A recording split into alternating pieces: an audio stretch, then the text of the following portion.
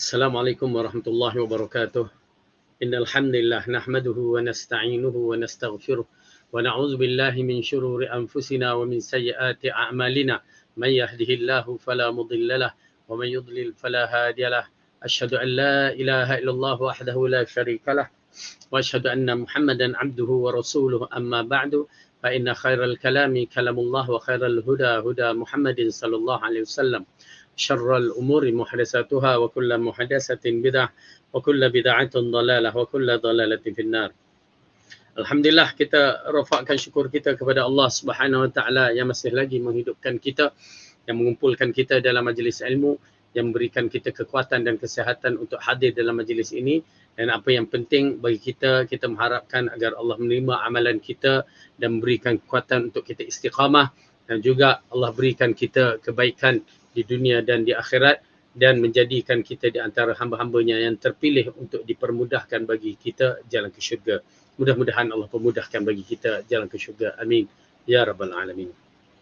Baik, hari ini kita akan sambung pelajaran kita yang masih lagi berkisar dalam kitab Syarah kita Al-Jami', ya, yang disyarahkan oleh Imam Abdullah ibn Abdul Rahman Al-Bassam, yang dikumpulkan oleh Al-Hafiz Ibn Hajar Al-Asqalani. Di antara merupakan kitab-kitab untuk memperbentukkan diri kita, untuk menambahkan siri amalan-amalan yang berkualiti di sisi Ar-Rahman. Dan ianya amat penting untuk kita memahami, bila amalan-amalan ini berkualiti, maka dengan arti kata lain, amalan ini mestilah bersandarkan kepada Al-Quran dan As-Sunnah dan tidak selain daripada itu. Ya, bila kita mengatakan suatu amalan itu berkualiti, mesti ada dalil, kata orang. Ya, dan dalil mesti sahih. Barulah kita mendapatkan amalan itu yang dikategorikan amalan soleh. Ya, kalau tidak, kita akan berhadapan dengan isu-isu yang terbaru ni, berbagai amalan-amalan yang diperkenalkan, ya, walaupun dibuat oleh orang-orang dahulu, jika bercanggah tetap bercanggah. Kita tak boleh nak kata, oh tak apa, dia tu ustaz, ya, no ustaz dalam bab ini. Yang penting ialah amalan mesti berpandukan kepada Al-Quran dan As-Sunnah, berpandukan kepada penafsiran yang tepat oleh tiga generasi yang terbaik. Jadi kalau tidak ada, maka tidak adalah. Jangan kita nak memandai-mandai. Kerana apa, isu yang sekarang ni orang menyebutkan, ya, nak sebut kalimah Allah tu hu. Apa tu? Ya. Ya, nak sebut kalimah Allah ha. Apa tu? Mana datangnya? Tidak ada dalil, ya. Siapa yang membawanya? Walaupun untuk guru, ustaz, kalau bawa salahlah. Ya, kita tidak diarahkan untuk memuja ustaz kalau perkara itu salah. Dan kita tidak diarahkan untuk memuja tok guru kalau perkara itu salah. Namun kita beradab dalam membetulkan tok guru tu, kenalah ada akhlak.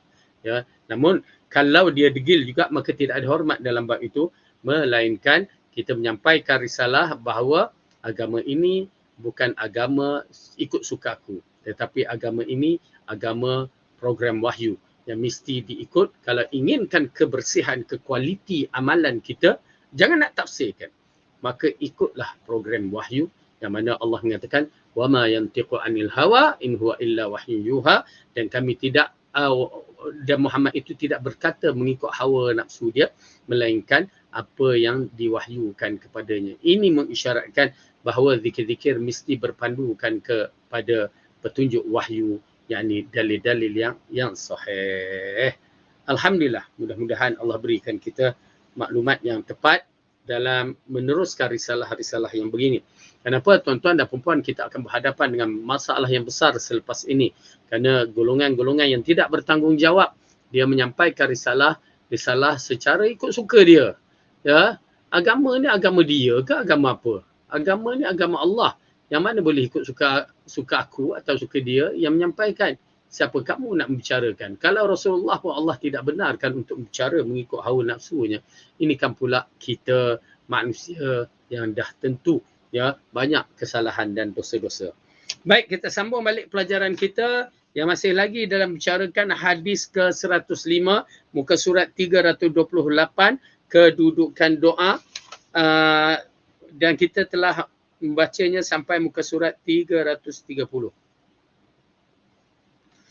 Doa di antara ibadat yang paling besar, ibadat yang paling hebat, paling dahsyat. Kerana apa? Doa ini menunjukkan kita bahawa terlalu lemah, kita tidak mampu. kita tidak mempunyai kuasa dan tidak mampu untuk melakukan apa-apa melainkan dengan izin Allah. Oleh kerana itu tuan-tuan dan puan-puan, apabila doa ini ya diketengahkan hanya milik Allah. Ya, doa ini hanya milik Allah. Dia tidak boleh kita berdoa selain daripada Allah. Kerana selain daripada Allah, walaupun malaikat muqarrabun, walaupun Rasulullah, dia tidak berkuasa, dia tidak mampu. Bukan kita kata, oh kita tak hormat Allah, Jibril, malaikat muqarrabun dah tak hormat Rasulullah. Tidak. Kerana itulah risalah yang diajarkan oleh Rasulullah SAW bahawa doa hanya lillah, untuk Allah. Apabila kita minta sesuatu, kalau kita ni tak ada keuangan, kita minta pada orang yang ada duit. Bukan pergi minta pada orang yang tak ada duit. Bila kita tak ada apa, ya, kita minta kepada orang yang memilikinya. Itu konsep doa, yakni meminta. Kita meminta kepada sesuatu yang mana kita tak ada, kita nak dia berikan kepada yang mana dia orang ataupun sesuatu yang ada tu kita nak diberikan kepada kita. Tu dia. Kalau kita tak ada makanan, kita minta kepada, takkanlah kita nak minta pada orang yang tak ada makanan, dia pun mengharapkan makanan. Orang yang tak ada makanan, kita minta aku nak makan, aku pun tak ada makanan, dia kata. Aku pun tengah nak minta kat orang. Tiba-tiba kita pergi minta kat dia. Salah dari sudut konsep tu, salah. Ya. Mungkin dia kata okey, tunggu. Kalau dicarikan tak apa. Dia suruh kita tunggu saja-saja, maka salah kita. Yang bingung tu, yang silap tu kita. Tetapi kenapa manusia tidak boleh berfikir dalam bab-bab yang begini? Yang kita meminta hanya kepada Allah kerana dia mampu memberikan apa saja. Apa saja. Tiba-tiba datang, kita pergi ke minta kepada orang yang dalam kubur. Orang tu dah tak mampu nak buat apa-apa. Walau dia pun Nabi, walaupun dia siapa kalangan para sahabat, tak mampu nak buat apa-apa. Dan roh mereka dah dikategorikan roh lain daripada kita. Yang mana hanya Allah yang mengarahkan, baru mereka boleh melakukan. Yang ini maksud mengarahkan seperti berselawatlah kepada aku, sesungguhnya selawat itu sampai kepadaku. Ya, dihantarkan oleh mereka. Itu je. Tak lebih. Rasulullah tak pernah, kalau dia tahu bahawa doa itu boleh disampaikan, memang dia akan sampaikan. Tetapi masalahnya doa hanya milik Allah. Untuk Rasulullah hanya selawat. Tetapi doa milik Allah. Jika Rasulullah hanya kita berikan selawat, tidak berdoa kepadanya, ini kan pula manusia-manusia yang kategorinya yang tidak tahu kedudukannya bagaimana. Tak kiralah kamu kata Habib Noh ke, Habib Jaafar ke, apa, semua yang dah telah mati tu, ya, dia tidak tahu kedudukannya. Entah bagaimana, hanya Allah yang mengetahui. Datang kita berdoa nak minta kepada orang yang dah mati. Apa beza kita dengan orang-orang kafir yang minta kepada bahala yang tidak berfungsi? Tak ada beza. Ya. Jadi oleh kerana itu doa suatu benda yang agung yang mengisyaratkan kita merendahkan diri kita terlalu rendah sehingga sujud kita pun dahi kita mencecah ke bumi dan kita mengadu. Ya, kita menadah tangan mengharap kepada Allah dengan penuh pengharapan, kita mengadu. Jadi oleh kerana itu kedudukan doa itu tinggi.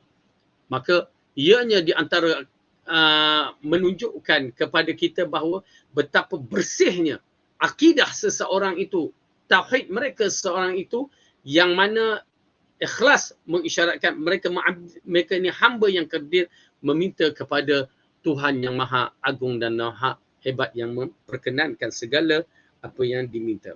Baik, jadi kita masuk muka surat 330. Keempat, Syekhul Islam Ibn Taymiyah berkata, doa ada dua macam, iaitu doa ibadah dan doa permintaan. Ya, doa ada dua macam, iaitu doa ibadah dan doa permintaan. Setiap doa ibadah pasti termasuk doa permintaan. Dan setiap doa permintaan mengandungi doa ibadah. Ya, diperincikan maksud yang sebenar doa itu. Ya, doa huwa ibadah, doa itu adalah ibadah. Maka dia yang dimaksudkan ibadah ini dan permintaan. Asal doa permintaan, tetapi dia menjadi ibadah disebabkan betul caranya. Okey, baik kita lihat. Allah Ta'ala berfirman, berdoalah kalian kepadaku dengan rendah diri serta suara yang lembut. Okey, Di dalam surah Al-A'raf Allah menceritakan, kita tengok surah Al-A'raf ayat yang ke-55.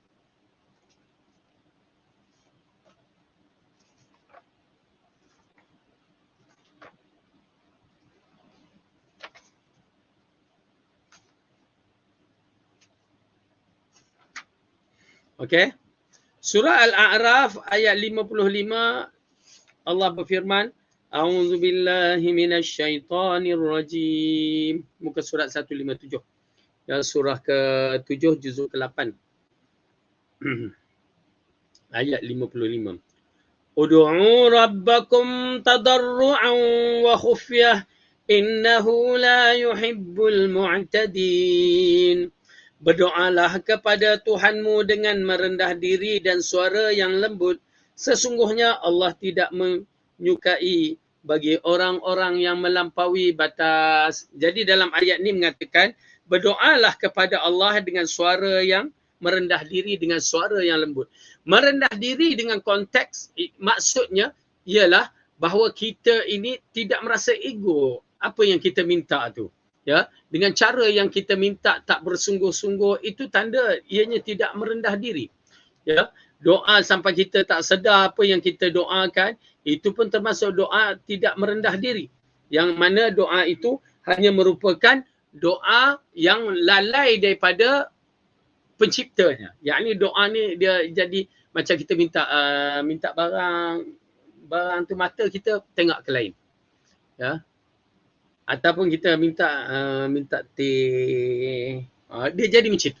Tetapi bila kita fokuskan dalam siri doa, ya, doa dalam merendah diri, kita tahu kedudukan kita hamba kekurangan, kita pergi munajat dalam keadaan yang bersungguh-sungguh. Maka tu dia doa. Diikuti dengan ayat tu mengatakan apa? Dan suara yang lembut. Ya, suara yang lembut, ya Allah, mengadu. Ya, suara yang lembut. Bukan, ya Allah, ya Tuhanku. Itu suara apa tu? Ya, kita minta kepada Allah dengan suara yang lembut. Dan itu adab juga berminta kepada orang tua, orang yang ni dengan cara yang beradab nama dia. Ya, apatah lagi dengan Allah, walahu masalul a'la, yang perlu kita minta dengan cara yang beradab. Baik. Kemudian mana tadi? Dalam ayat yang lain tidak, tetapi hanya dialah yang kalian seru sampai dia menghilangkan bahaya yang kerananya kalian berdoa kepadanya jika dikehendaki. Dalam surah Al-An'am, ya, ayat yang ke-41. Ya, tadi surah Al-A'raf, sebelum surah Al-A'raf tu surah Al-An'am, ya, ayat 41, yang mana kita diarahkan berdoa seperti mana yang Allah ceritakan. Muka surat 133. Maaf, 132. A'udzu billahi minasyaitonir rajim. Bal iyyahu tad'una fayakshifu ma tad'una ilaihi in syaa'a wa tansawna ma tusyrikun. Tidak, tetapi hanya dialah yang kamu seru, maka dia menghilangkan bahaya yang kerananya kamu berdoa kepadanya jika dia menghendaki, dan kamu tinggalkan sembahan-sembahan yang kamu sekutukan dengannya. Jadi dalam ayat ini mengisyaratkan kita bahawa kita berdoa kepada Allah dengan seikhlas-ikhlas yang mungkin. Kerana kita tahu bahawa Allah yang akan memakbulkan doa dan tidak selain daripadanya. Kalau kita berdoa selain daripadanya, dia tidak akan memakbulkan. Maka ayat ini mengisyaratkan mengikhlaskan dalam siri doa. Banyak doa dan banyak contoh doa permohonan di dalam Al-Quran, dan di mana doa semacam ini mencakupi pula doa ibadah. Ya. Doa kita meminta dengan cara begitu, itulah nama permohonan.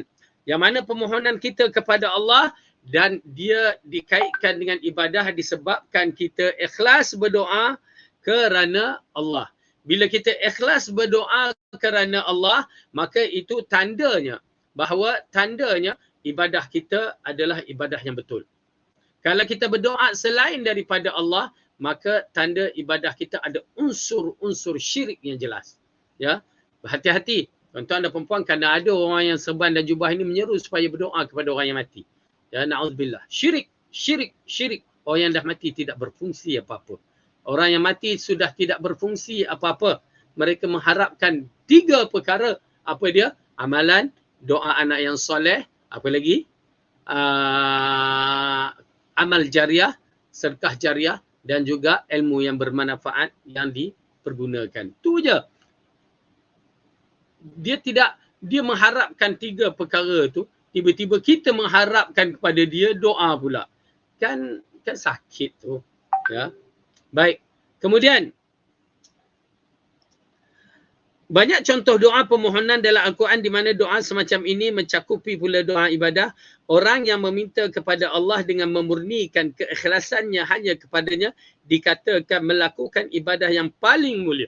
Nampak tak? Bila kita berdoa ikhlas semata-mata kerana Allah, maka kita termasuk pelaku ibadat yang paling mulia. Ya. Kemudian orang yang berzikir dan baca kitabnya secara tidak langsung berdoa kepada Allah dengan doa permintaan. Ala kulli hal. Nak menceritakan kepada kita bahawa bila kita ikhlas kepada Allah cara berdoa, maka ianya merupakan 2 perkara. Yang pertama, permintaan kita sama ada dikabulkan. Ataupun yang penting memang Allah tidak akan tolak. Ganjaran pahala itu tetap ada. Ya. Kalau pertama ganjaran pahala itu ada dan jika dikabulkan doa, alhamdulillah. Namun kalau tidak dikabulkan di dunia, ganjaran pahala itu ada dan dia dikabulkan di akhirat pula seperti ganjaran yang terlalu besar. Banyak kelebihan doa tu. Dia tidak berputus asa pula, ganjaran pahala itu bertambah-tambah pula. Dan dia berterusan berdoa. Dia tidak mengharapkan melainkan Allah memakbulkan dan keredaan Allah dengan tidak ada unsur syirik. Ikhlasnya kepada Allah, maka lagi tinggi darajatnya. Kerana darajat itu dimiliki oleh darajat para Nabi yang berdoa kepada Allah yang tidak putus-putus. Ya, baik. Kalimah Asy-Syaikh berkata, sebahagian orang mengaku Islam di zaman ini banyak yang telah terlepas dari ikatan Islam kerana beberapa sebab, di antaranya bersikap ghulu atau berlebih-lebihan dan memperlakukan para syekh atau ghulu terhadap Ali bin Abi Talib ataupun Al-Masih Nabi Isa. Sesiapa yang bersikap ghulu terhadap para nabi dan orang-orang soleh, kemudian dia dijadikan sebagai ilahnya, misalnya dengan menyeru, wahai syekh fulan, tolonglah aku, atau berilah aku rezeki, atau kalimah yang semisalnya, maka dia diwajibkan bersuruh bertaubat. Jika bersedia taubat, maka taubat diterima. Tetapi jika dia menolak, maka dia boleh dihukum mati. Nampak tu doa tu. Apa dia doa ni? Ya, yang dimaksudkan, orang-orang yang mengaku Islam di zaman ini, zaman sekarang ni, ini disebutkan zaman lama dahulu. Tetapi zaman sekarang lagi bertimbun-timbun. Yang mana mereka melakukan syirik dalam doa. Ya, tuan-tuan dan perempuan, simple je. Kita bercakap boleh syirik begitu. La ilaha illallah. Bila kita minta selain daripada Allah, tak kiralah kita macam disebutkan di kalangan manusia golongan Syiah, dia memuja Ali, memuja Hussein, ya, meminta ya Hussein, ya Hussein. Ataupun di kalangan manusia ni meminta kepada orang Mesir, ya Badawi. Lepas tu yang tu minta ya Allah. Apa hal dia minta kepada orang yang mati? Tuan-tuan dan perempuan yang dirahmati oleh Allah, mereka itu dah mati, mereka mengharapkan doa kita. Tiba-tiba kita minta doa kepadanya. Syirik. Jelas syirik. Walau apa alasan pun, dia adalah makhluk yang telah Allah matikan, tidak mampu berkuasa. Itu pasal kita kata berdiri di atas dalil supaya amalan kita diterima oleh Allah. Kalau pada malaikat muqarrabun, malaikat yang rapat dengan Allah pun kita tidak berdoa, ini kan pula kita nak berdoa kepada orang-orang yang tidak ada, ya, tidak ada kedudukannya di sisi Allah. Kita aja yang sangka kedudukannya tinggi di sisi Allah. Oleh kerana itu, tuan-tuan dan perempuan, dalil amat penting. Bukan akal, bukan ikut-ikut. Inilah kes bila Rasulullah ikut kanan, dia nak ikut kiri pasal ikut Tok Guru ni. Memang berpenyakit. Rasulullah ikut kanan, dia ikut Tok Guru. Kerana Tok Guru faham tafsir Cuba faham elok-elok. Qul in kuntum tuhibbunallah fattabi'uni. Qul ati'ullah wa ati'ur rasul. Inna hadha sirati mustaqiman fattabi'u. Itu dia. Rasulullah tidak akan tinggalkan melainkan dia dah terangkan apa yang boleh diikut, apa yang tak boleh diikut. Jangan ajarkan diri kita melanggar Rasulullah. Jangan ajar diri kita melanggar arahan-arahan Rasulullah. Akhirnya, itu pasal mereka suka kalau boleh jangan bicara bab hadis. Ya, bab hadis-hadis sahih ni mereka jadi kacau, tak ada idea untuk menyampaikan risalah. Mereka tak ada idea untuk menyampaikan apa yang mereka nak. Bila ada hadis-hadis ni, mereka sakit. Wahai umat Islam yang beriman kepada Allah dan Rasul, tugas kita mempertahankan hadis-hadis ini supaya Islam yang asli ini tidak dikacau. Supaya Islam yang cantik ini tidak ditokok tambah dan dikurangkan oleh orang-orang yang tak bertanggungjawab ni. Baik, jadi dalam bab ini kita melihat ya amat penting untuk kita memahami bahawa sesungguhnya berdoa selain daripada Allah syirik hukumnya. Walau apa juga alasan, syirik hukumnya. Kerana apa? Sifat yang memiliki menerima doa yang mampu untuk melakukan adalah sifat Tuhan saja. Hanya sifat Tuhan yang boleh melakukannya. Apabila sifat Tuhan yang boleh melakukannya, maka kita menyaksikan ya apa dia Rasulullah boleh berjalan daripada bumi ke langit, Isra' Mi'raj. Nabi Ayub boleh disihatkan dalam sekelip mata. Okey. Jadi oleh kerana itu, tuan-tuan dan puan-puan, berhati-hati dalam meminta doa supaya tidak terjebak. Ya, kita tahu, kita mengharapkan, tetapi janganlah sampai menjadikan perkara-perkara syirik dalam siri kita berdoa kepada pencipta kita. Kita salah bila kita mengambil selain daripada Allah untuk berdoa. Baik. Kerana Allah mengutus para rasul untuk dan menurunkan kitab-kitabnya hanyalah untuk membenteraskan kesyirikan. Ya, itu dia tujuan Allah turunkan rasul, utuskan rasul dan turunkan ayat-ayat Allah. Ya, apabila Allah mengatakan wa ma khalaqtul jinna wal ins illa liya'budun. Tidak aku jadikan jin dan manusia melainkan untuk mengabdikan diri kepada Allah, mengisyaratkan kepada kita untuk diutuskan para rasul dan diturunkan ayat-ayat Al-Quran untuk menunjukkan manusia kepada pengabdian yang total kepada Allah tanpa unsur syirik. Ya, baik. Ini di antara ghulu. Yang disebutkan ghulu ni maksudnya melampaui batas. Ya, melampaui batas. Kita cinta kepada Rasulullah, cinta sangat kepada Rasulullah. Ya, kita cuba nak mengikutnya had mana yang kita mampu, tetapi tidak dibenarkan ghulu. Adakah orang yang lebih cinta kepada Rasulullah daripada para sahabat? Tidak. Para sahabat telah membuktikan cinta mereka dengan nyawa dan harta mereka. Dan mereka sanggup mati demi Rasulullah SAW. Tetapi Rasulullah menasihatkan kepada mereka, jangan kamu jadi seperti Yahudi dan Nasrani yang menjadikan kubur para nabi mereka tempat perayaan, tempat berdoa, tempat solat. Jangan. Clear. Rasulullah larang menjadikan para nabi itu sebagai Tuhan kerana unsur-unsur syirik. Kerana Nabi hanya Nabi utusan langit dan dari di kalangan makhluk yang bernama hamba Allah. Dia tidak boleh mencapai sifat Tuhan. Bukan nak merendahkan, itu kaedah yang kita faham. Yang mana dia tetap makhluk Allah, tetap hamba Allah, yang mana dia adalah hamba Allah yang terpilih. Itu sahaja. Datang seperti golongan Beralwi, ya, na'udzubillah min zalik, golongan yang berserban hijau di tanah Hindi itu, ya, mereka menyembah Rasulullah, memuja Rasulullah dan mereka menyamakan Rasulullah dengan Tuhan. Na'udzubillah, syirik. Baik.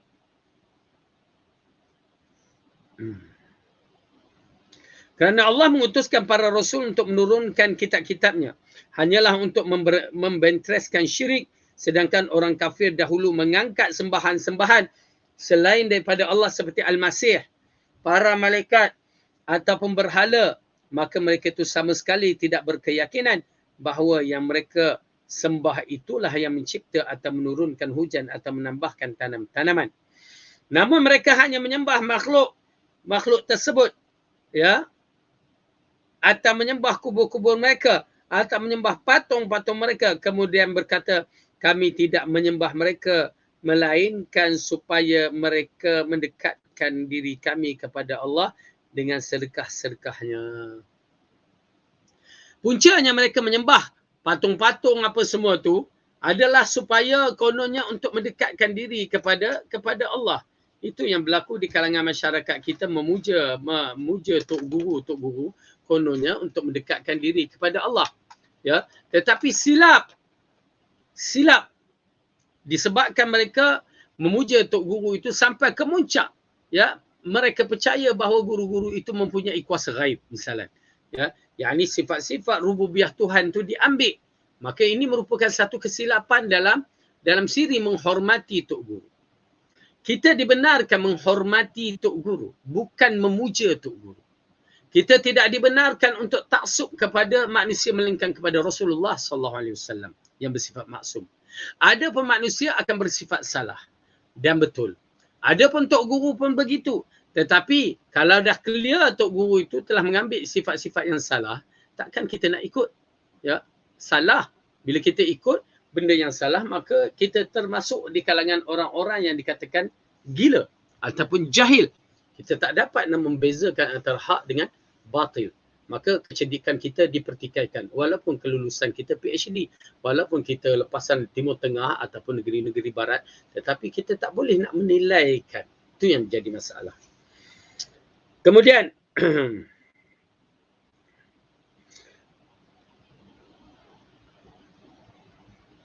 Allah mengetengahkan ayat dalam surah Az-Zumar, mereka menjadikan patung-patung itu kononnya untuk berinteraksi dengan Allah, menjadikan ianya rapat dengan Allah. Ya, itu asalnya. Ya, jangan. Kenapa Allah telah mengatakan, "Fad'uni astajib lakum." Minta aja kepada Allah, aku yang akan perkenankan. Doalah kepadaku, maka aku perkenankan.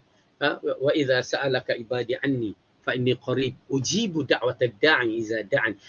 Bila hamba-hambaku bertanyakan tentangku, maka katakan aku ini dekat. Dekat yang bagaimana? Dekat maksudnya menerima, mengabulkan doa-doa.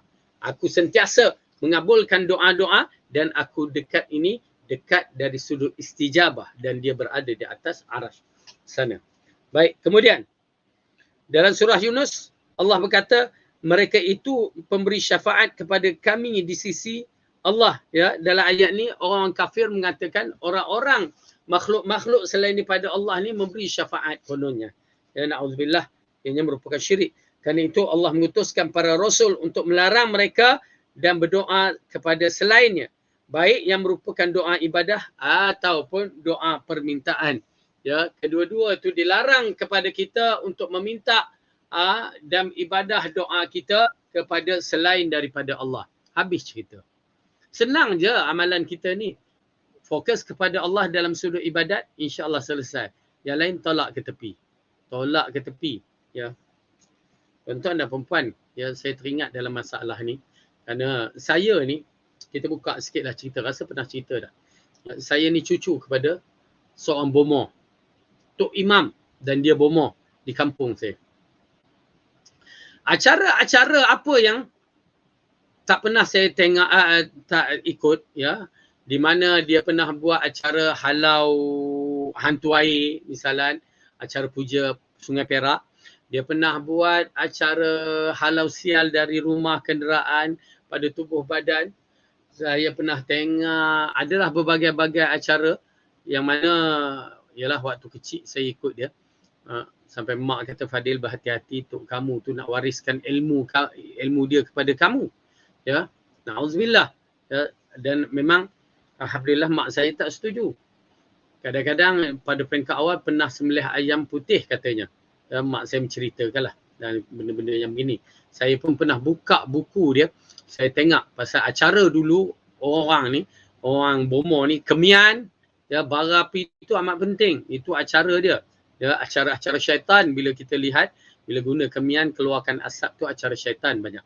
Okey, apa dia berlaku kan? Saya baca buku dia dalam bahasa Jawi. Alhamdulillah saya walaupun waktu tu kecil, ya, boleh baca Jawi. Ya, di mana dikatakan kalau kita tabur kemian. Kenapa saya buat macam tu? Kerana kemian tu dia kena tekan supaya pecah tu. Dimasukkan ke dalam bara. Maka kalau bara tu meletup kuat, dikatakan hantu pari. Kalau tak letup kuat sangat, hantu raya. Dan kalau yang nombor 3, hantu apa saya tak ingat dah. Cuma saya ingat 2 tu saja. Ya, mungkin hantu Mak Limah balik kampung ke, hantu apa Dracula ke, wallahu alam. Tapi ya, apabila kita melihat benda-benda yang begitu, kita nampak dah khurafat dia. Pertama, percaya pada hantu tu dah khurafat syiriknya. Kerana kewujudan hantu tidak wujud. Syaitan ada, tetapi hantu tidak wujud. Tidak langsung wujud. Ya. Tak pernah kita mendengar, bermula daripada kita kecil sampai hari ini, bahawa ada hantu pergi cekik orang mati. Tak ada. Tak pernah. Yang pernah kita tengok dalam TV, itu je. Video-video. Itu na'udzubillah. Otak kita pun beriman kewujudan hantu macam itu. Na'udzubillah. Besar dosanya. Ya, tuan-tuan dan perempuan, jangan sampai kita syirik kepada Allah dalam bentuk yang begitu. Baik. Kemudian, saya ikut program dia. Macam puja Sungai Perak tu, na'udzubillah min zalik lah. Ya, kita tak tahu, minta Allah ampunkan. Dia percayaan dia adanya hantu air. Hantu air pula bahasa Perak. Hantu air. Ya. Hantu air yang mana terdapatlah cerita-cerita dia, berbagai-bagai cerita. Alah, puja Sungai Perak tu macam puja pantai oleh orang-orang yang Terengganu sana tu. Ya, ulik mayang diulik tu, dia buat lagu ulik mayang diulik kan. Itu dia. Tu puja pantai lah tu. Ni puja Sungai Perak. Lepas tu kalau ada orang mati dalam kereta, ya, di apa orang kata, dirambahkan, orang Perak panggil rambah, buang sial. Mati dalam bas, pernah tengok dia rambah, satu bas tu dirambahkan. Kalau mati dalam kapal terbang, tak tahu macam mana. MH70 yang jatuh, 370 yang jatuh tu pun tak tahu macam mana. Ya, adakah dirambah ke tidak. Ala kulli hal nak bagi tahu cerita kartun yang mereka buat dulu. Ya, kalau seorang tu gigi dia terkeluar daripada lain-lain pun, kena ukur satu rantai, dia dimasukkan dalam air, dibuat upacara itulah. Alhamdulillah. Bayangkan tuan-tuan dan perempuan bagaimana kita hidup dalam suasana tu. Tapi yang menarik tu, saya dapat ilmu yang bermanfaat dari tok saya ni. Ya, na'udzubillah, dia buat benda syirik tu dah satu bab lah. Saya harap ya Allah ampunkan dosa dia kerana dia buat bukan kerana dia percaya benda tu. Ya. Acara yang banyak biawak masuk rumah. Yalah, rumah kampung biawak masuk, ular masuk. Last saya pergi acara burung hantu masuk rumah. Pun dia anggap sial. Tak apa. Kemudian pada umur 17 tahun saya dah ikut. Last saya ikut. Ya, selepas SPM. Saya ingat lepas SPM 17 atau 18. Dia pun bawa balik haji. Mungkin disebabkan itu ya. Sebabkan itu. Maka tengah-tengah duduk tu, sementara nak buat acara tu, dia kata lepas buat acara tu nak tunggu makan tu. Padin. Ya, dia panggil Padin je. Ya. Fadil je Padin. Okey, tak apa. Sebenarnya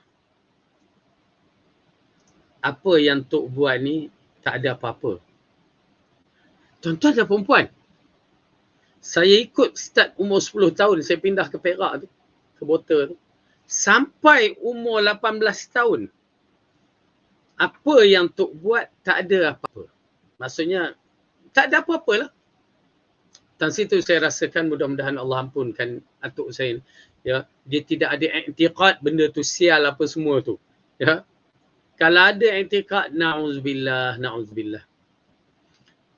Saya pun tanya, habis Tok buat kenapa? Ya. Habis Tok buat kenapa? Apa dia kata? Dah orang kampung suruh buat, aku buat lah. La ilaha illallah. Ini macam kes orang politik nak jaga hati orang pengikut orang kampung. Saya terkejut bila saya dengar benda yang begitu. Jadi, bila kita lihat perkara-perkara yang begitu, kita dapati bahawa ya, lepas tu saya dah tak ikut dah. Saya tak ikut. Alhamdulillah tak ikut. Ya. Kita lihat bahawa kadang-kadang orang yang melakukan syirik ni dia ikut-ikut. Kadang-kadang dia buat bukan di atas dasar keimanan dia. Itu masalahnya. Ikut-ikut pun bersalah dalam bab ini. Ya.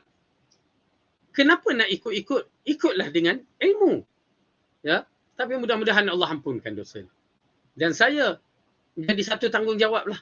Ya, menjadi satu tanggungjawab bagi saya untuk mengislahkan balik masyarakat kampung. Alhamdulillah secara kasar dah islahkan sikit-sikit. Ya, alhamdulillah, doakan saya akan buka satu pondok orang tua kat sana, pondok perempuan je lah. Ya, sekali sekolah tahfiz yang ada tu, kami akan cuba menyebarkan dakwah kerana ada permintaan, maka saya akan berada di sana jugalah untuk beberapa ketika nanti, ya, untuk teruskan. Bayangkan, alhamdulillah penerimaan masyarakat boleh terima kerana kedudukan saya cucu kepada bomo, anak kepada ustazah, dan belajar di Pakistan dan juga ada tauliah tauliah negeri Perak. Ya, alhamdulillah. Jadi oleh kerana itu satu tanggungjawab lah untuk menyampaikan risalah ini. Baik. Kemudian, kat mana tadi kita?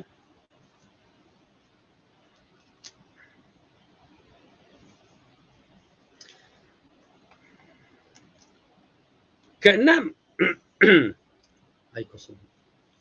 Ibn Qayyim berkata, di antara jenis kesyirikan adalah minta tolong agar dipenuhi hajatnya kepada mayat, beristighatsah dan bermunajat kepadanya.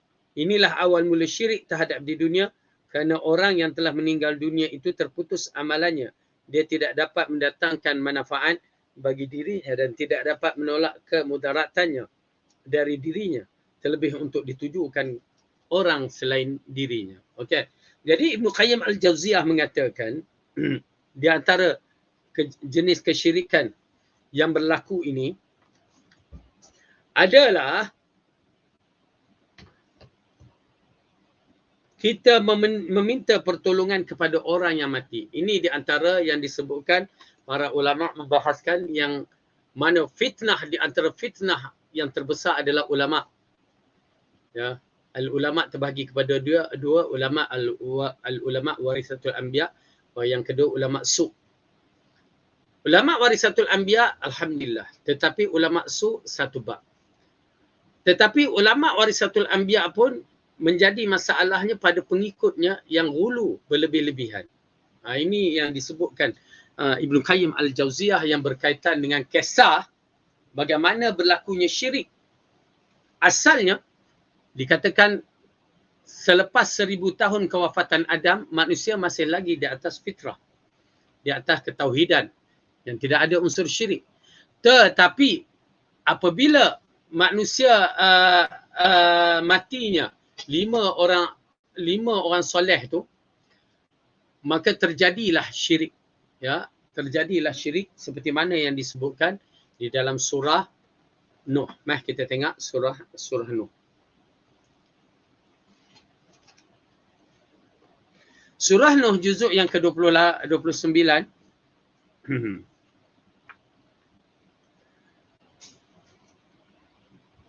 Surah ke-71. Muka surat 571. Bismillah.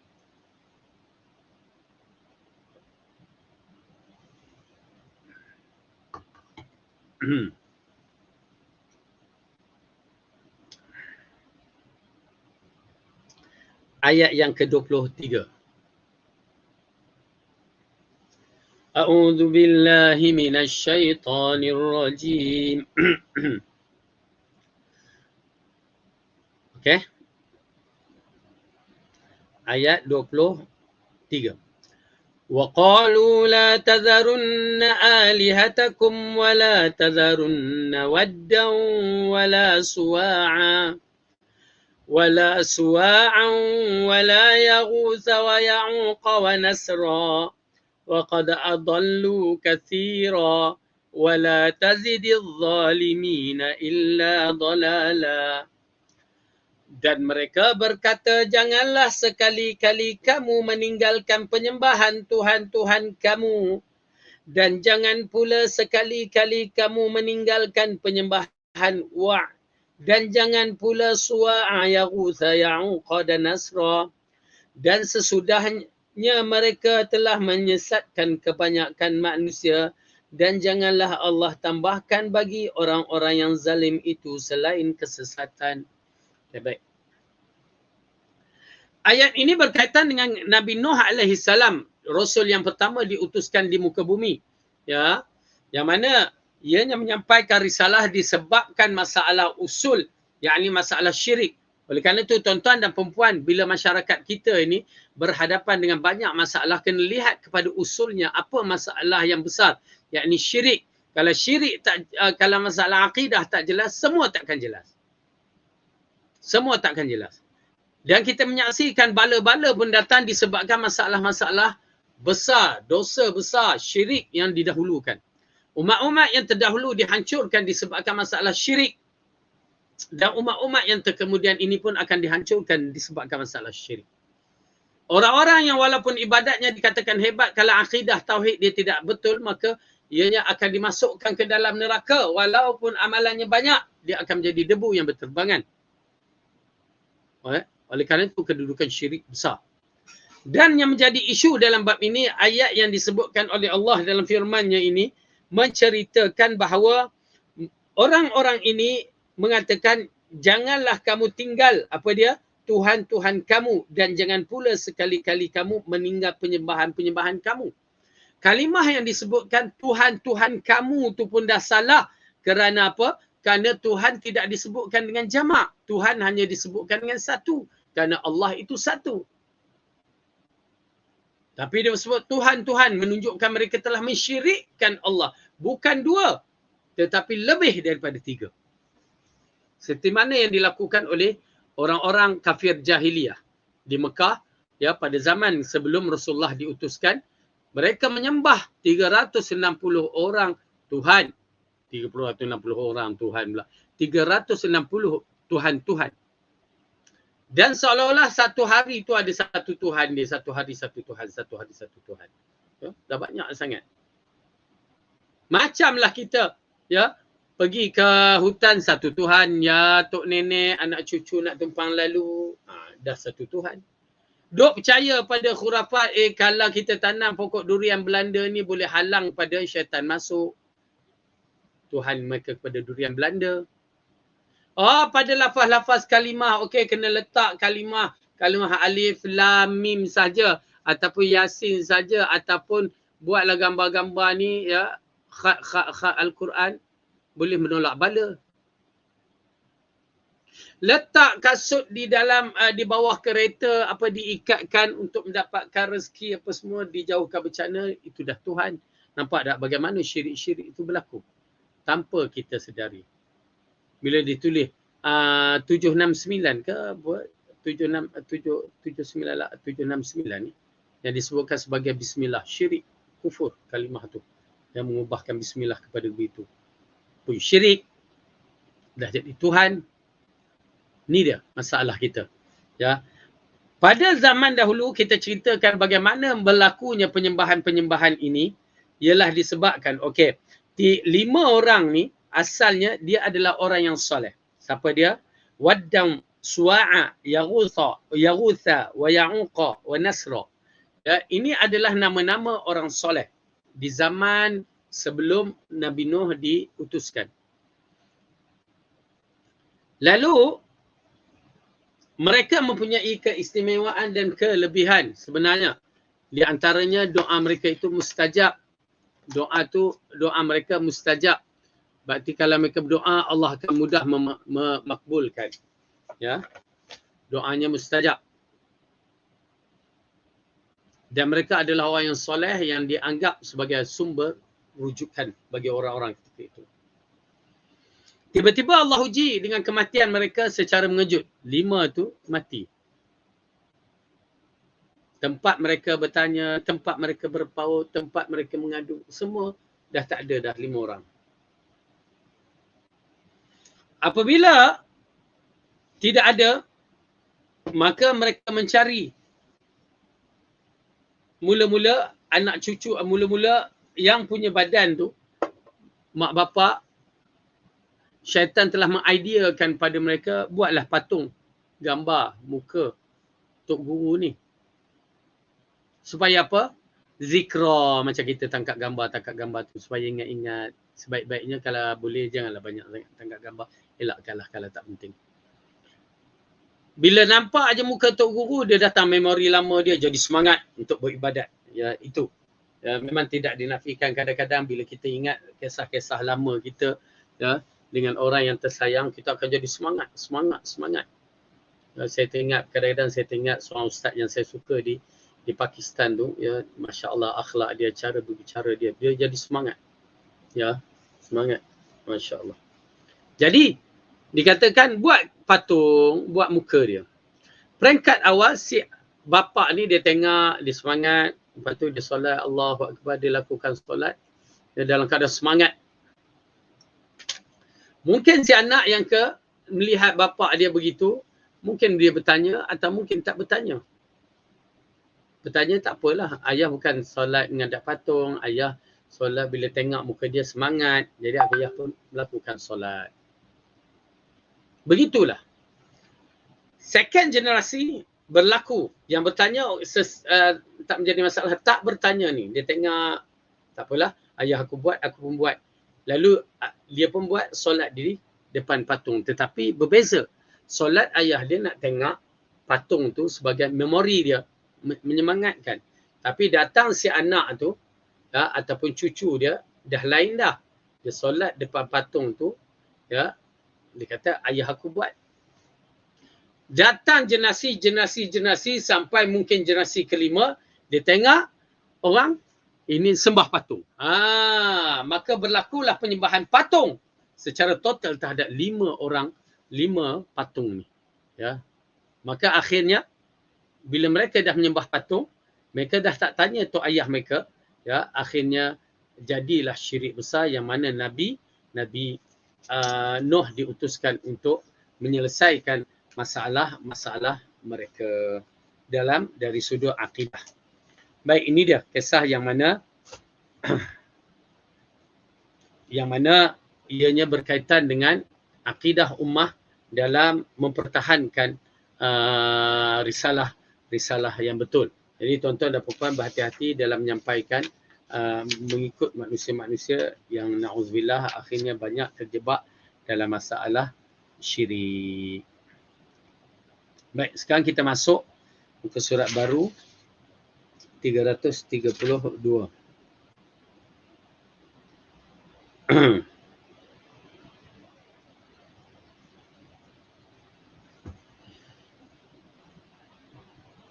Hadis yang ke-106, tajuk dia antara azan dan iqamah waktu ijabah. Jadi sekarang dia masuk di antara waktu-waktu ijabah.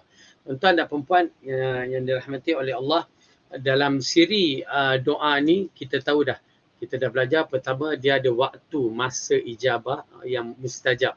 Lepas tu ada sebutan mustajab. Ya, ini kena ambil kira. Ya. Dan ada cara-cara mustajab. Itu kita kena faham elok-elok. Maksudnya cara-cara termasuk cara bertawasul yang dibenarkan dan juga ialah peradaban, ada adab dia kena ambil kira. Baik, jadi kita masuk dalam bab ini di antara azan dan iqamah waktu ijabah, ya. Azan dan iqamah waktu mustajab. Yang ramai kita terleka waktu azan dan iqamah ni jarang kita nak berdoa. Zaman-zaman ada handphone lagi lah tak berdoa.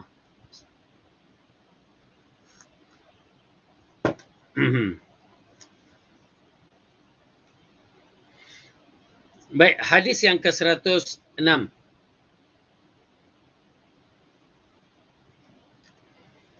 Dari Anas bin Malik radhiyallahu anhu, Rasulullah sallallahu alaihi wasallam bersabda, "Ad-du'a bainal adhani wal iqamati la yurad."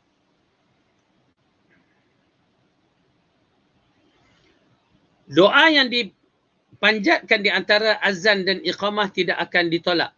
Ya, hadis yang diriwayatkan oleh An-Nasa'i, darjah hadis ini sahih. Ya. Doa di antara azan dan iqamah tidak akan ditolak. Itu pasal kalau jarak dia 10 minit, 15 minit tu bagus.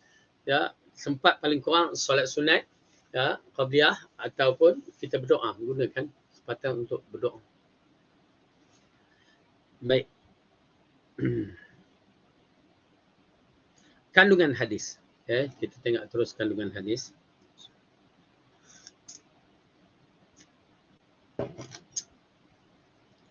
Pertama, dalam hadis ini ada hasungan agar berdoa, galakkan agar berdoa, memohon kepada Allah sehingga keperluannya terpenuh. Ya. Allah Ta'ala berfirman, berdoalah kalian kepadaku, aku akan mengkabulkan doa untuk kalian. Dia juga berfirman dalam hadis Qudsi, Man yadu'uni fastajib lahum, man yas'alni fa'u'tiyahu, wa man yastaghfiruni faghfir lahu. Okey, ini di antara hadis yang disebutkan berkaitan dengan turunnya Allah ke langit bumi dengan sifat yang layak baginya, dan dia orang berdoa, siapa dia berkata, siapa, mana dia orang yang nak berdoa, orang yang nak beristighfar. Okey. Dalam ayat ini yang pertama tadi mengisyaratkan bahawa doa secara direct bersangka baik. Pertama, Al-Quran kita beriman dan apa yang Allah katakan betul semua, maka cuma kita nak perlu ikut sahaja. Apa dia? Allah mengatakan, berdoalah kalian kepadaku, nescaya aku mengkabulkan untuk kalian. Berarti setiap doa kita akan dikabulkan oleh Allah. Beriman dengan apa yang Allah katakan ini. Ya, insya-Allah. Itu penting sangat-sangat. Tuan-tuan dan perempuan, kalau tidak hati kita ni bercelaru.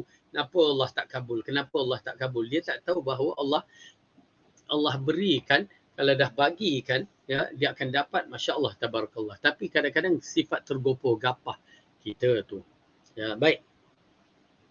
Yang kedua, hadis kursi ini membicarakan barang siapa yang berdoa kepadaku, Allah mengatakan siapa yang berdoa kepada Allah sahaja, bukan pada manusia, bukan kepada malaikat, bukan, hanya kepada Allah, bukan kepada ahli kubur, bukan kepada apa juga, hanya kepada Allah. InsyaAllah dia akan kabulkan. Aku akan mengkabulkannya.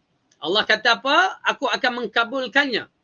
Barang siapa yang meminta kepadaku, minta apa juga minta, tentu aku akan berikan.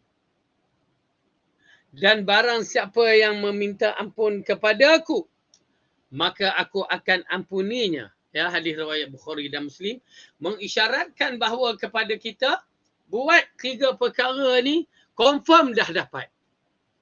Kita kata tak dapat kerana apa?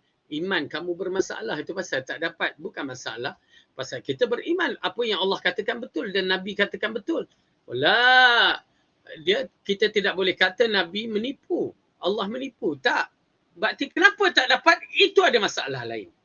Ya. Bila tidak diterima doa kita, ada masalah lain tu. Yang mana kita tidak menunaikan tuntutan doa itu dengan sebenar-benarnya. Maka oleh kerana itu kita tidak dapat. Simple je benda ni. Bila kita tidak tunaikan tuntutan doa itu dengan sebenar-benarnya, maka tak dapat. Baik. Kedua hadis ini menunjukkan bahawa waktu di antara azan dan iqamah adalah saat istimewa dan mustajab. Doa yang dipanjat pada saat itu didengari kerana harus dimanfaatkan sebaik mungkin dan mengisinya berdoa. Barangkali Allah akan mengkabulkannya. Jika tidak boleh jenuh berdoa pada waktu itu selamanya. Tidak boleh jenuh. Ini bahasa Perak jenuh ni. Orang Indonesia ni bahasa Perak dia guna. Juga tidak boleh jemu berdoa pada waktu itu selamanya. Ya, jenuh. Jenuh aku nunggu. Bahasa Perak pula dia guna. Tapi tak apa nak kena pula. Okey, baik. Ala kulli hal. Yang mana hadis ini mengisyaratkan bahawa azan dan iqamah. Jadi ini di antara perkara-perkara yang berkaitan dengan adab azan dan iqamah. Maka kalau orang azan, kita jawab kelebihan terlalu besar. Dan jawab dia seperti mana yang Rasulullah SAW ajar. Ya, seperti mana jawapan yang kita ikut sahaja muazzin azan. Kecuali pada hayya ala solah dan hayya ala falah. Ya, itu dia. Dan kedua, pada as-salatu khairu minan naum, ikut juga seperti mana yang disebutkan dalam kalimah yang dikatakan. Okay. Kemudian iqamah juga disebutkan, selain disebutkan iqamah, dia juga disebutkan sebagai azan. Ya, dalam hadis yang lain disebutkan baina azanaini, ya, di antara dua azan. Oleh kerana itu menjadi perbahasan, adakah lepas azan, lepas iqamah tu ada kunut, ada doa, ataupun lepas iqamah, waktu dia iqamah tu kita kena ikut, kan. Itu ada perbahasan sedikit. Namun kalimah itu juga disebutkan sebagai azan, ya, di antara azan. Kemudian keistimewaannya di antara dua ini adalah waktu mustajab, ya. Macam hari ini hari apa? Hari Jumaat. Dah baca surah Kahfi? Belum. Dah banyak selawat atas Nabi? Belum. Dah bersiap untuk ke masjid? Belum. Apa lagi? Dan di sana ada waktu mustajab dia adalah di antara asar dengan maghrib. Itu waktu doa mustajab. Masya Allah. Ya, cuba kita dapatkan perkara-perkara yang begitu. Ketiga hikmah terkabulnya doa di antara azan dan iqamah adalah wallahu alam bahawa selama menunggu solat wajib ditegakkan, dihukumkan seperti sedang melaksanakan solat, sedangkan saat melaksanakan solat termasuk waktu istijabah, kerana saat itu seorang hamba sedang bermunajat kepada Tuhannya. Ya, ini dikaitkan dengan orang-orang yang berada di masjid yang sedang menunggu waktu solat. Itu di antara kelebihannya. Seolah-olah mengisyaratkan kita, kalau kita solat itu termasuk dalam perkara yang dikabulkan, siri doa kita. Nampak tak tuan-tuan dan perempuan yang dirahmati oleh Allah, yang mana asalnya doa itu sebelum solat dan dalam solat, dan bukan di akhir solat. Yakni lepas solat, kita, masyarakat kita lepas solat baru berdoa. Hidupkan balik sunnah, sebelum solat tu berdoa. Disebabkan hadis ini. Dan kelebihan orang yang mendengar azan, ya, mendengar azan. Dan kelebihan orang yang berada di masjid mendengar berada antara azan dan iqamah. Banyak kelebihannya. Okey.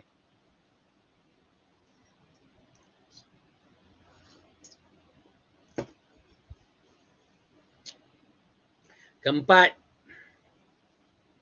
Syekhul Islam berkata berdoa seusai solat sebelum keluar masjid termasuk amalan sunnah yang sangat ditekankan dan merupakan konsensus kaum muslimin.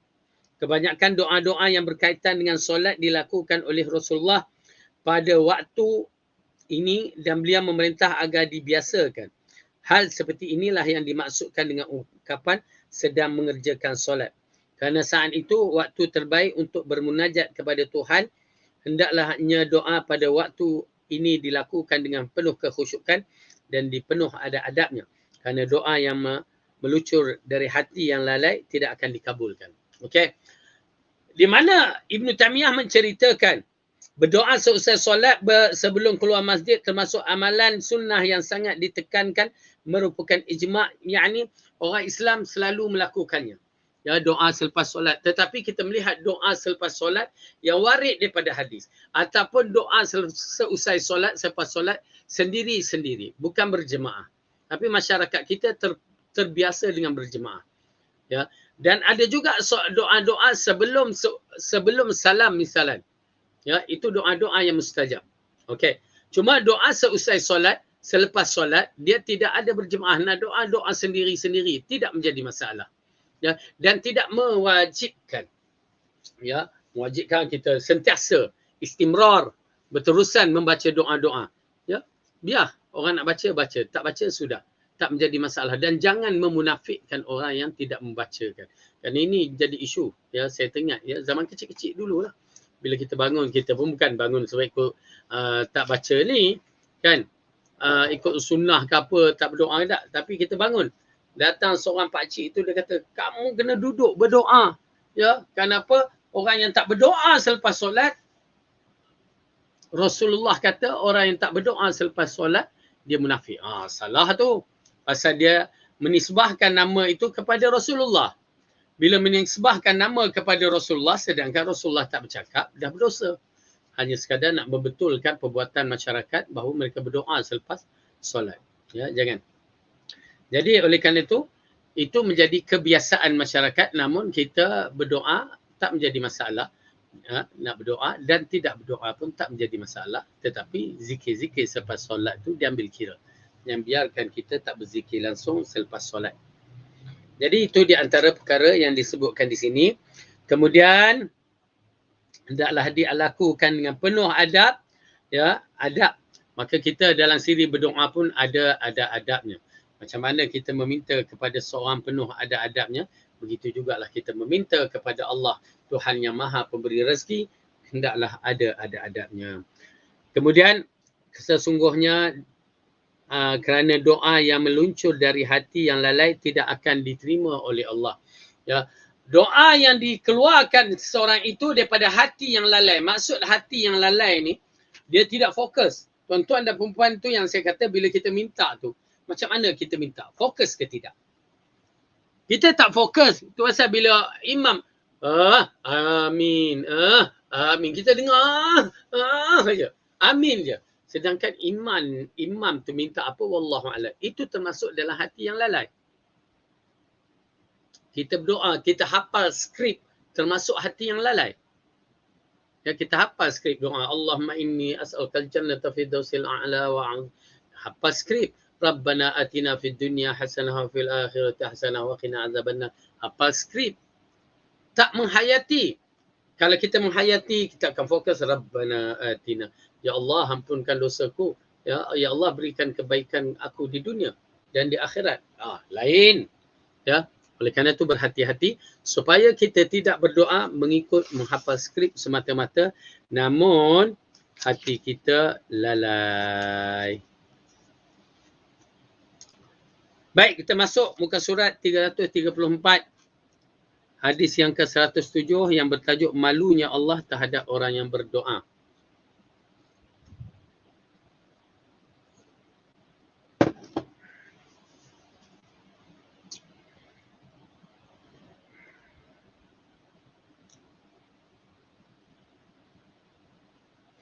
Hadis yang ke-107 dari Salman radhiyallahu anhu, Rasulullah sallallahu alaihi wasallam bersabda. Ya.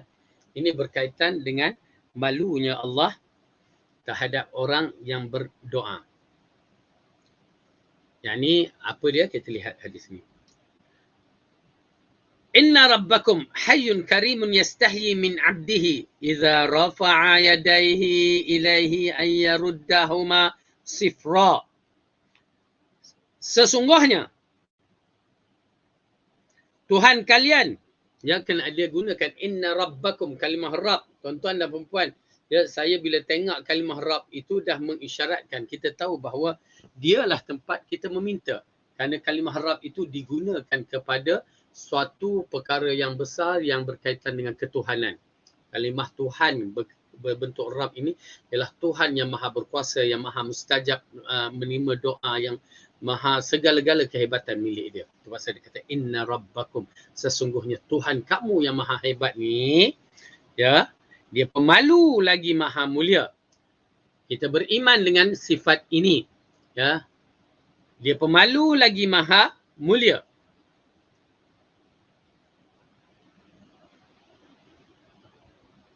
Bagaimana sifat pemalu Allah ini kita akan lihat, ya. Bagaimana Rasulullah dikatakan seorang yang pemalu? Seperti anak dara yang berada di dalam bilik, anak dara pingitan yang berada di dalam bilik. Pemalu Rasulullah. Ya, kita tak malu dah. Anak dara sekarang pun tak malu. Ya, tu dia tenganga, ketawa tenganga-nganga depan video depan ni, ya. Hilang sifat pemalu dia. Na'udzubillah. Kalau tak ada sifat malu, Rasulullah kata buat apa yang kamu sangka baik. Kamu suka. Kalau sangka baik, kamu suka. Berarti itu dah habis tahap haiwan lah. Ya, okey. Sifat pemalu kita, kita tahulah pemalu kita ni. Ya, malu macam mana? Wallahualam, ada ke pemalu kita ni? Tetapi sifat pemalu Allah, apa usul dia? Laisa kamislihi syai'. Allah tidak serupa sifat pemalunya seperti manusia. Okey. Dia ada sifat pemalu tapi malu yang layak baginya. Okay. Dia ada sifat mendengar layak bagi dia. Itu dia kaedah dia. Ya. Baik.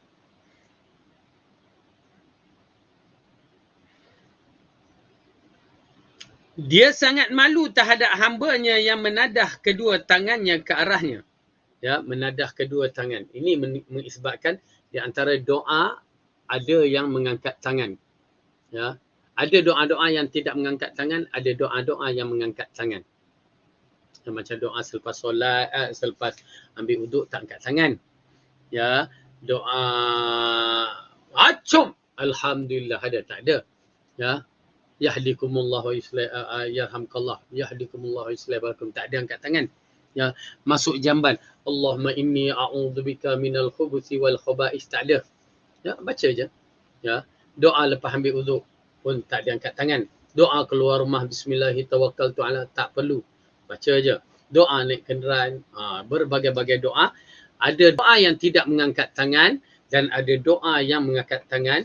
Ya, mengikut hadis memang ada doa-doa yang mengangkat tangan. Tetapi doa di antara imam tu, antara khutbah kedua, antara pula waktu khutbah yang kedua tu, doa terhadap orang Islam, pemerintah tu, itu tak ada angkat tangan. Cuma kita aminkan. Amin. Amin. Habis orang lain angkat tangan, Ustaz. Ya, kita tak angkat tangan sorang-sorang. Biarkan. Ya, kita buat ikut sunnah, bukan ikut orang. Ya, kita buat ikut sunnah, bukan ikut orang. Baik.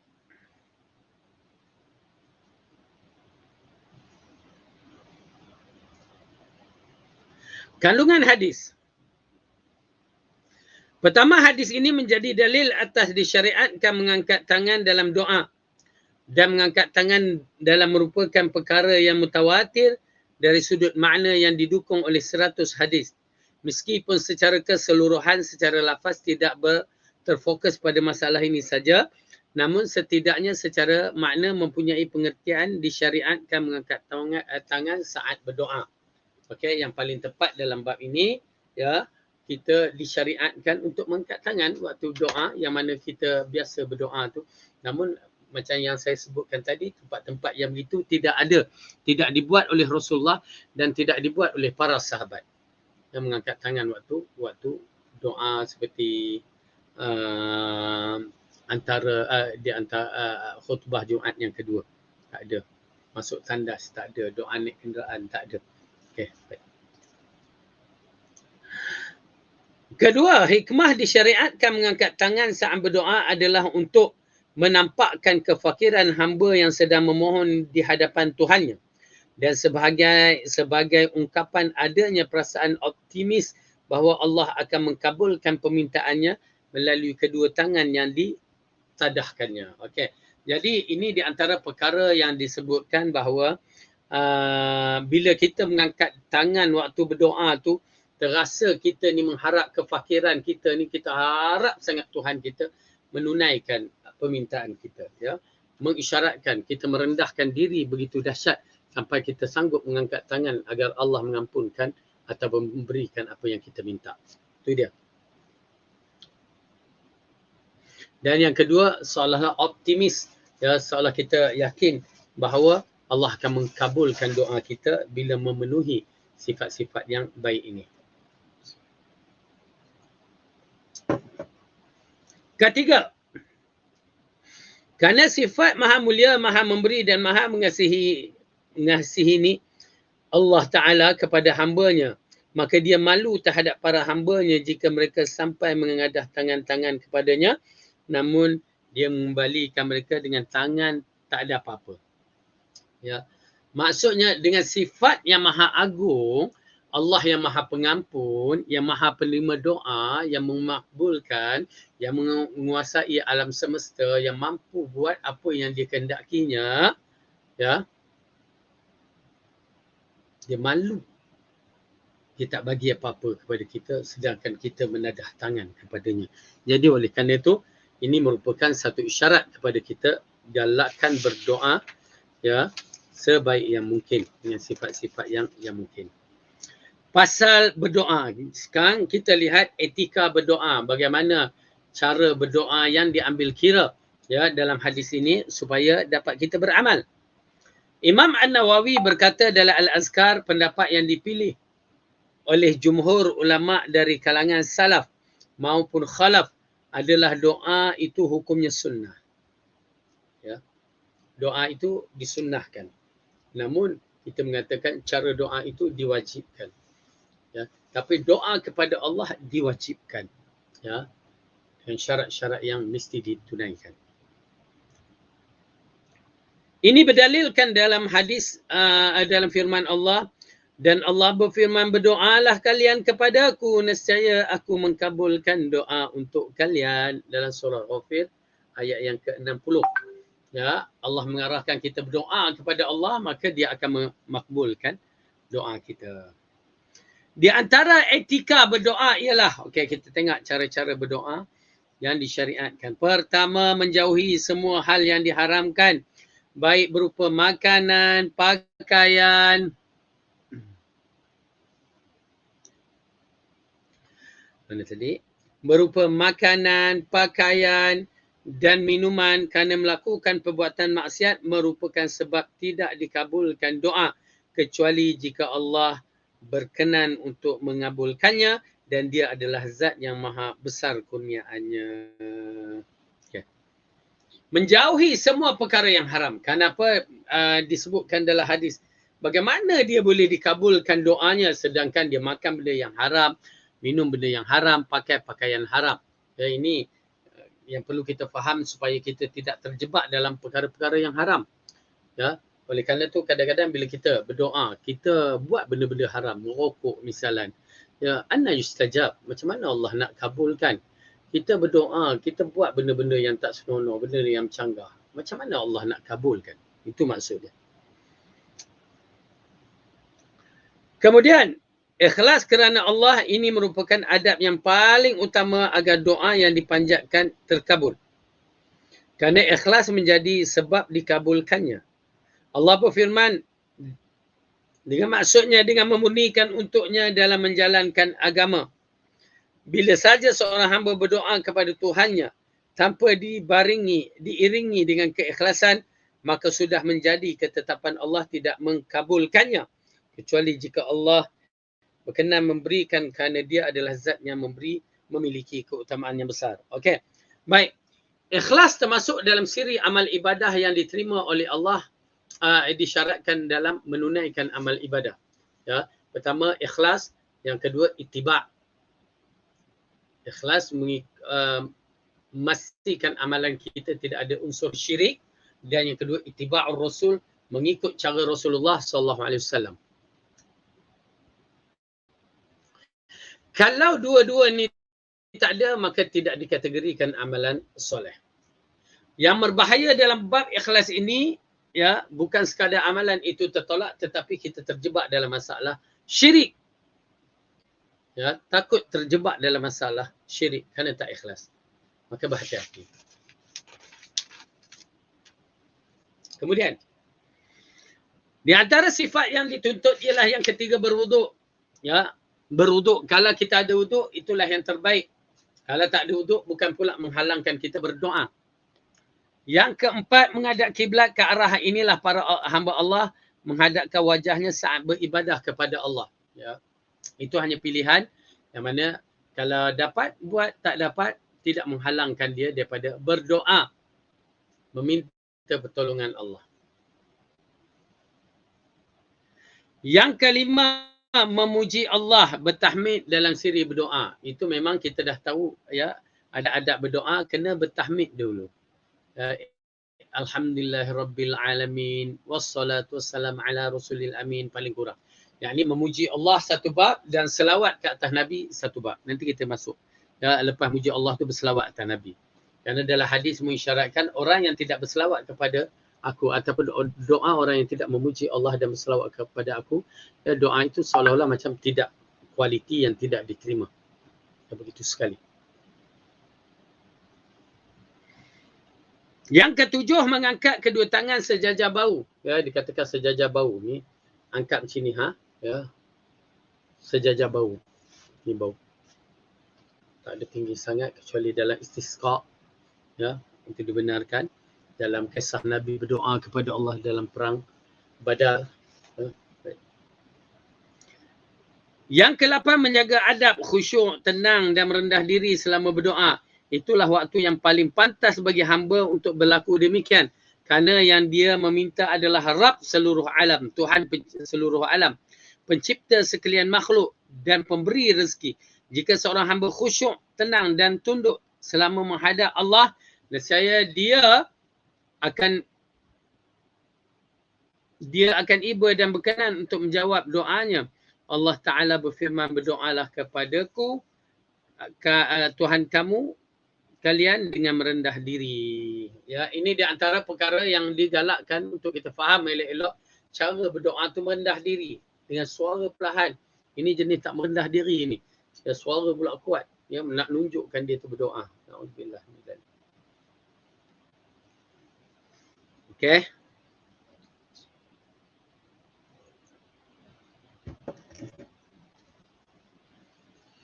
Yang kesembilan, menggunakan nama-nama dan sifat-sifat yang mulia dengan lafaz yang dicontohi oleh Rasulullah sallallahu alaihi wasallam. Allah berfirman, walillahi mulkus sama walillahil asmaul husna. Hanya milik Allah lah nama-nama yang terpuji. Fad'uhu biha, maka mohonlah kalian kepadanya dengan menyebut nama-nama yang terpuji ini. Lihat tuan-tuan dan puan-puan, nama Allah ada 99 yang kita ketahui. Hakikat hanya Allah yang mengetahui berapa banyak, tetapi itulah nama-nama yang terpuji. Ya. Nama-nama dia mengikut daripada sifat-sifatnya. Tidak semua sifat boleh dinisbah kepada nama, tetapi nama-nama dia dinisbahkan kepada sifat dia. Di antaranya Ar-Rahman, Al-Karim, Al-Ghaffar, ya, itu semua sifat-sifat namanya. Dan Maha Agung yang perlu kita gunakan. Dan ini termasuk tawasul yang dibenarkan. Kita dah belajar tawasul ada 3. Pertama, tawasul dengan nama Allah dan sifat-sifat yang Maha Agung, Maha Mulia. Yang kedua, bertawasul dengan amal soleh. Yang ketiga, bertawasul dengan orang-orang yang soleh yang tolong mendoakan. Okay, 3 je, tak lebih. Ya, kalau ada yang lebih tu ada masalah. Takut kita terjebak dalam masalah syirik.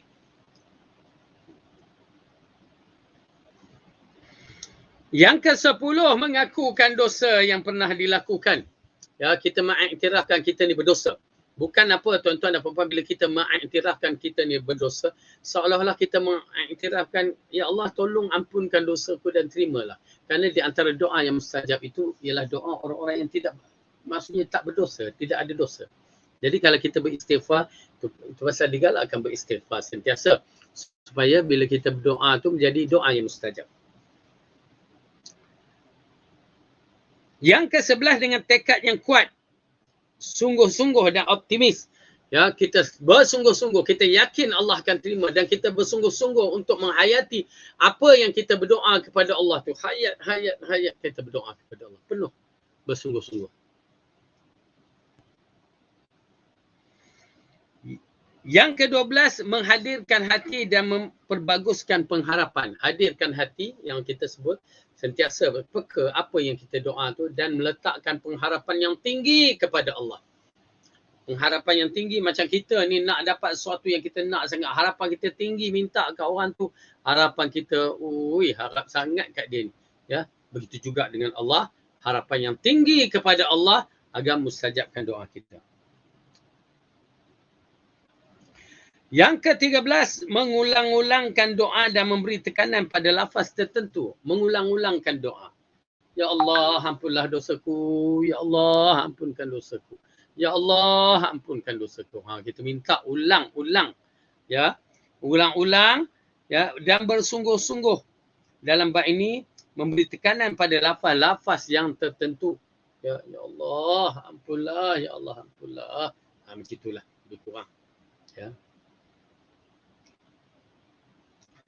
Yang ke-14, tidak tergesa-gesa. Iaitu jangan sampai mengatakan, aku telah berdoa namun belum lagi dikabulkan. Ya Allah, aku dah berdoa, penat dah aku ni. Ya Allah berdoa. Kau tak kabulkan lagi. Jangan. Allah dia mengkabulkan bersesuaian dengan keadaan kita. Ya. Dia mengkabulkan bersesuaian dengan keadaan kita. Maka berdoa, ya Allah tolonglah aku. Ya. Dan yakin bahawa Allah akan mengkabulkannya. 15. memilih waktu-waktu yang mustajab. Ya, waktu-waktu yang mustajab itu bergantung kepada kita. Tetapi bukanlah maksud bukan waktu mustajab kita tak berdoa pula. Tak menjadi masalah. Ya, kita tak tahu mana pula tengah-tengah berdoa tu tiba-tiba Allah mustajabkan doa kita. Walaupun bukan di waktu mustajab. Disebabkan beberapa perkara. Pasal kita kena faham elok-elok orang yang dizalimi doa dia mustajab. Laisa bainahu wa bainallahi hijaban. Di antara dia dengan Allah tidak ada hijab.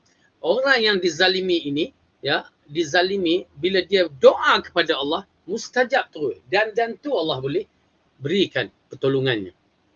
Faham? Ya, dahsyat. Orang dizalimi memang begitu cepat Allah terima doanya. Walaupun orang kafir. Oleh kerana itu kita tidak dibenarkan untuk menzalimi orang kafir. Kita diarahkan untuk muamalah yang baik dengan orang kafir. Kecuali kafir harbi, kafir peperangan. Yang lain daripada itu kena muamalah cara baik. Tapi jangan sampai macam ya orang menyakiti agama Islam, orang menyakiti orang Islam. Itu biadab namanya. Di zaman sekarang ni, di sistem kita demokrasi, dia menggunakan kesempatan untuk menghina Islam, itu biadab. Dan di negara umat Islam ini, Malaysia negara Islam, yang perlu dibela. Kemudian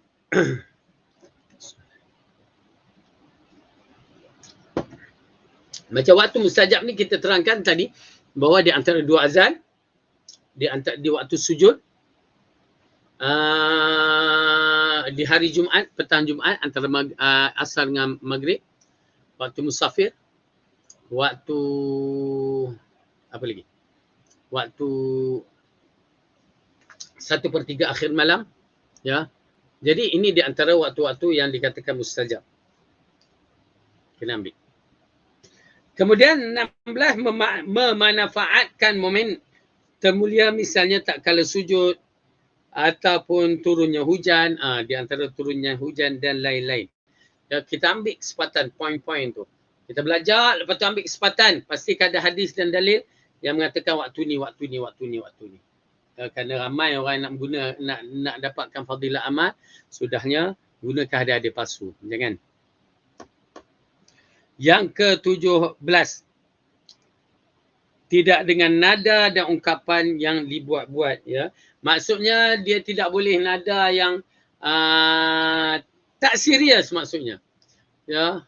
Misalan, ya Allah ampunilah kami. Siapa yang pernah ikut munajat, zikir munajat, dia akan jumpalah benda-benda ini tak ikhlas. Maksudnya dia dengan nada yang dibuat-buat, nada yang tidak disyariatkan.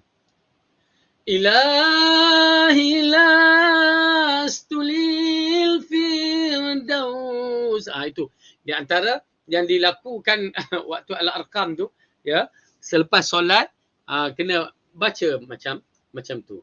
Itu semua benda-benda yang tidak ada, ya, tidak disyariatkan. Itu hanya untuk syok-syok sendiri je. Tak ada ganjaran. Kalau dianggap sebagai ibadat, haram hukumnya. Ya. Wahai Tuhan, aku tidak layak bagiku syurgamu. Amboi. Ya, dia cakap itu kononnya Rabi'atun Adawiyah yang bicara. Tak adanya. Yang disebutkan li khamsatun fi biha, disebutkan 5 perkara yang akan menolak bala kepadaku Muhammad. Disebutkan Muhammad, Murtada, Ali, Fatimah dan 2 anaknya Hasan Husin. Tengok zikir Syiah. Auzubillah. Dahlah tak mustajab, kufur pula tu dengan kalimah yang begitu. Ikut pula zikir apa? Zikir yang dinyanyikan orang-orang tu apa? Mana? Dah lupa dah. Banyak sangat zikir tu. Ya. Okey, ala kulli hal, nak menceritakan keadaan-keadaan zikir hendaklah secara betul datang daripada hati kita dan bukan datang daripada dibuat-buat, direka-reka. Yang kononnya sedih lah. Oh sedih Ustaz bila saya duduk sedih. Ya, kita dulu pun ikut-ikut sedih. Syahdu Tok Guru tu kan. Dia nak bagi kita menangis. Dia buat suara macam tu. Kita pun menangis. Dia pun menangis. Ya, dia menangis pasal dia cipta lagu tu. Dah cara begitu. Datang kita menangis. Yalah tak pun menangis betul. Tapi cara-cara yang begitu adalah bermasalah. Keluarkan daripada hati kita. Mudah-mudahan keluarnya daripada hati kita menandakan ikhlasnya kita kepada Allah, dan kita mengharapkan agar Allah menerima taubat kita, doa kita, dan meletakkan kita di antara hamba-hambanya yang diterima doa-doanya. Wallahu alam bisawab. Cukup sampai di sini. Aqulu qawli hadza wa astaghfirullah li wa lakum. Wassalamualaikum warahmatullahi wabarakatuh.